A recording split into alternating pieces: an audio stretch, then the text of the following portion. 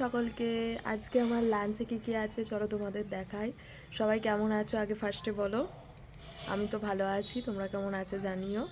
তো আজ আমার লাঞ্চ নিয়ে আজকে আমি খুব ঠান্ডা লেগে গেছে।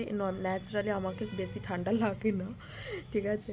তো আজ আমার একটু ঠান্ডা লাগছে কারণ আমার একটু পায়ে চোট লেগেছে, তো ঠান্ডাতে যন্ত্রণা আরও বেশি হচ্ছে, তাই ভাবলাম একটু ছাদে বসেই খাই। তো এই যে খাচ্ছি, চলো কী আছে দেখিয়ে নিই।